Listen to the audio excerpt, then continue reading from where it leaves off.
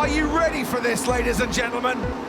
It's lights out and away we go. 2 Grand Prix already cancelled. No certainty it will be safe for the other 2 in the Gulf this year. But there is no way past the top 3, all through in the same order. But rather than finishing early, Sky News can reveal a contingency plan forming. Dropped a couple of places at the start as Verstappen leads. July might not be the only time a race is staged here this year, with Silverstone offering to save the end of the season if those Middle East races cannot be held. So if they can't race in Qatar and Abu Dhabi, this is the circuit that guarantees crowds, with 500,000 making the British Grand Prix the best attended in 2025. I have offered because we stepped in during COVID and we were able to help Formula One, and if that would help, then of course we will. You know, there are numerous practicalities that need to be considered, and so you know the offer's in. They know we're here, and we can move quickly if asked.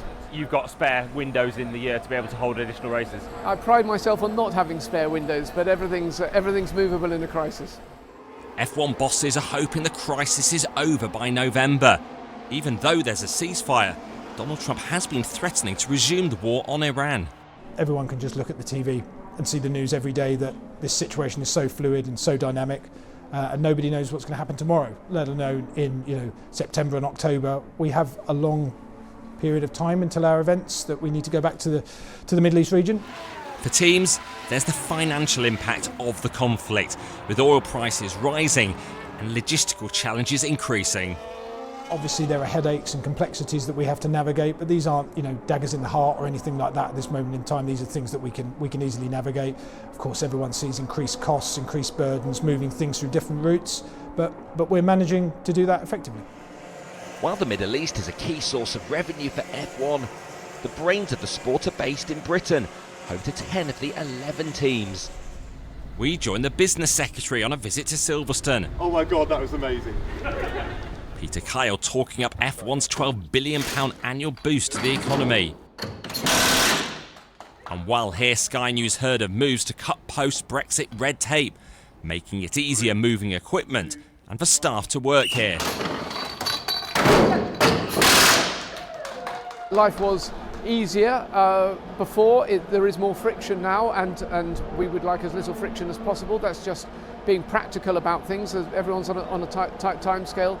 Do you have the teams asking you to say collectively pressure the government, whether it's for more freedom of movement in terms of Europe and the world, so there's less friction? These are not fundamentally huge, difficult issues we're facing, but it's always good to have frictionless movement, being able to do what we need to do as a business, and the teams work with us closely to make sure those representations are made to government.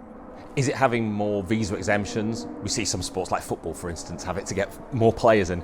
We want to make sure that we can bring our people that work within our ecosystem. Obviously a lot of them are based in the UK and are UK nationals as it is, but there will be people that come in to support certain events, and we want to make sure we can bring those in and out as easily as possible.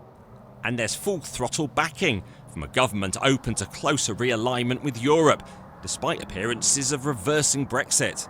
I meet very often with my counterparts in Brussels. They come to me with issues that they face in the UK, and we're trying to ease those frictions as much as possible.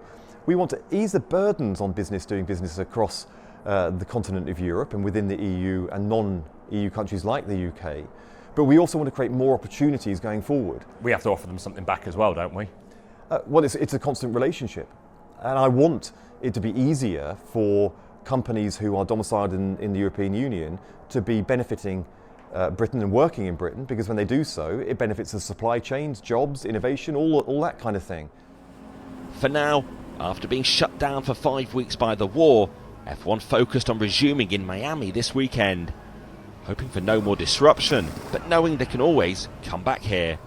Rob Harris, Sky News, Silverstone.